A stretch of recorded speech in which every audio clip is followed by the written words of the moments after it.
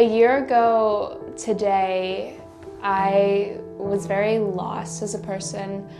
I moved to New York because I was signed to be a plus-size model.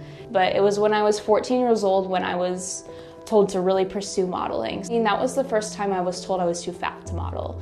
And I remember after that, I just felt so broken about myself. When I went to castings or I went out with other friends, this still underlying theme that I wasn't good enough was still stuck in my head, and I couldn't get rid of it, with always feeling so horrible about myself. I remember looking in the mirror and I just felt like just so ugly. I would just cry because I was like, wow, I moved to New York and I'm still like not good enough.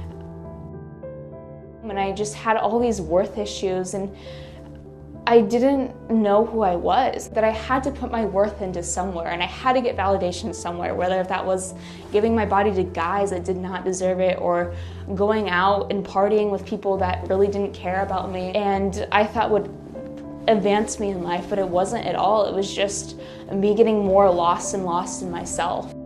Last year, my friend, right before Easter time, she was like, Skylar, let's go to church. Let's go to church on Easter. And I haven't thought about church for years, honestly. I just remember walking in, there were so many people just loving on me. And I feel like God was just pulling me in and saying, Skylar, I'm not mad at you and I don't hate you and you're not worthless.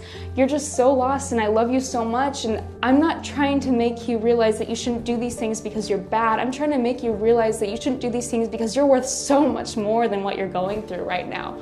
You're worth so much more than feeling worthless. And it doesn't matter how far you'll run away from me. I'm always here and I'm always gonna be your anchor. I just had this like revelation that was like, wow, I want to give my life to God. I want to get baptized. This is the life I'm supposed to live.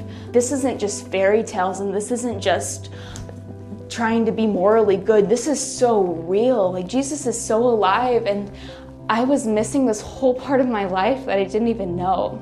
When I got baptized, and I remember just coming out of the water and just feeling so radiant, and like this love was just pouring on me, and I just couldn't help but laugh and smile just for days after. I remember going into work the next day and people were like, what's up with you? And I was like, Jesus, man, like I just feel so changed. And it's insane how much God has just put me in the C3 family. And I know that God loves me so much, and that God isn't mad at me like I thought he was for all these years.